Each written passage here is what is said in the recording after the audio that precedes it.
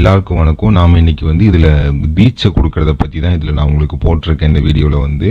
இப்போ இதுல உட்கார்ந்துருக்கவர் வந்து பாத்தீங்கன்னா குரு தீட்சை, காளி தீட்சை எல்லாமே நம்ம கொடுக்கோம். அவங்களுக்கு வந்து குரு தீட்சை கொடுத்துட்டு உள்ள வச்சு காளி அவங்களுக்கு தீட்சை உள்ள வச்சு இது பண்ணி இங்க நம்ம தீட்சை கொடுக்கும் போதே அவங்களுக்கு எல்லாம் கொடுத்து அந்த அம்மா முன்னாடி உட்காந்து காளிக்கு உண்டான தீட்சை கொடுத்து உடம்புல காளியை வந்து நிப்பாட்டி வச்சு அனுப்புவோம். அதாவது எப்படின்னா இப்போ இவருக்கு வந்து மெயினா தேவை அப்படின்னு பாத்தீங்கன்னா கொஞ்சம் அருள்வாக்கு வேணும். அதே மாதிரி நம்ம அஷ்டகர்மங்கள்ல வசிய பூஜை பண்ணணும். நாங்க இப்ப இவர் வந்து எங்ககிட்ட தீட்சை எடுத்து மோகினி உபாசனை எடுத்திருக்காரு. எடுத்து இப்ப 48 நாள் பூஜைக்கு எல்லாம் இது பண்ணியிருக்காப்ல. இப்ப நம்ம வந்து இவங்களுக்கு தீட்சை கொடுத்துட்டு இப்ப இவங்களுக்கு வந்து நாங்க மோகினி உபாசனை எடுத்துட்டு போனார்னா அந்த 48 நாள் மோகினி உபாசனை முடிச்சாலே அவருக்கு அருள்வாக்கு எல்லாமே வரும்.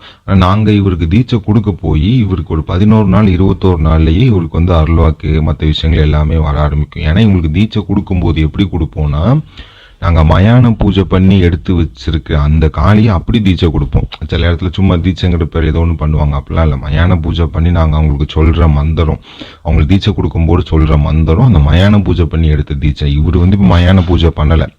நம்ம இப்போ நீங்களே இருக்கீங்க, மயான பூஜை பண்ணாம அந்த பவர் உங்களுக்கு கிடைக்கும். அந்த மாதிரி தான் தீட்சை கொடுப்போம். தீட்சை கொடுத்து உங்களுக்கு வந்து எல்லாம் இது பண்ணி என்ன உபாசனை கேட்கீங்களோ அதை கொடுப்போம். இப்போ இவர் மோகினி உபாசனை கேட்க போய் நம்ம மோகினி உபாசனை கொடுக்கும்.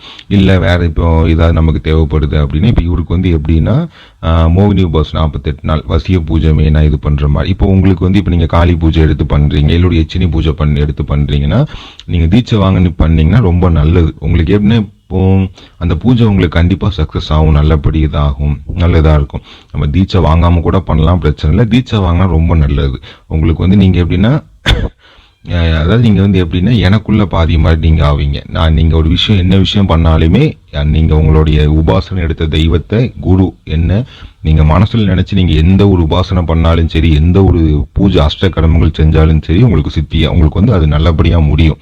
நம்ம தீட்சை எடுக்கிறதுனால. அதனால இப்போ உங்களுக்கு தீட்சைங்கிறது வந்து இப்போ இது வந்து சில இடத்துல வந்து நம்ம காளி பூஜை இது பண்ணி அவங்களுக்கு நம்ம தீட்சை எடுத்தாதான் இது பண்ணி கொடுப்போம் அப்படிம்பாங்க. இப்போ நாங்க வந்து நீங்க வந்து எனக்கு வந்து தீட்சைலாம் எதுவும் நான் உபாசனெல்லாம் எடுக்கல, தீட்சை மட்டும் வேணும் அப்படின்னா கூட அதுக்கு முன்னாடி நாங்க எப்படி ரெடி பண்ணி கொடுக்கணுமோ அதையும் நம்ம பார்த்துலாம் ரெடி பண்ணி கொடுத்துருவோம். இது உங்களுக்கு தீட்சை எடுத்த வீடியோ தான். நான் இப்போ நிறைய தீட்சை கொடுத்துருக்கனால எடுக்க முடியல. இது நம்ம அவருக்கு எடுக்க போய் நான் வந்து எல்லாம் போடுறேன். எல்லாம் தீட்சை வாங்கி அவங்களுக்கு எல்லாம் அவங்க குரு பூஜை பண்ணுவாங்க. தீட்சை வாங்குறவங்க குரு பூஜை பண்ணுவாங்க. எல்லாம் பண்ணி முடிச்சதுக்கு அப்புறம் உங்களுக்கு நல்லபடியா இருக்கும். யாருக்காவது உங்களுக்கு தீட்சை தேவைப்பட்டதுன்னா நீங்க தொடர்பு கொண்டு பேசுங்க. உங்களுக்கு தீட்சை கொடுத்து என்ன உபாசனை எடுக்கீங்களோ எடுங்க. நல்லபடியா உங்களுக்கு சித்தியாய் நீங்க எல்லாமே நல்லபடியா மாந்திரிகத்துல சாதிக்கலாம். தேவைப்படுறவங்க தொடர்பு கொண்டு பேசுங்க. நன்றி.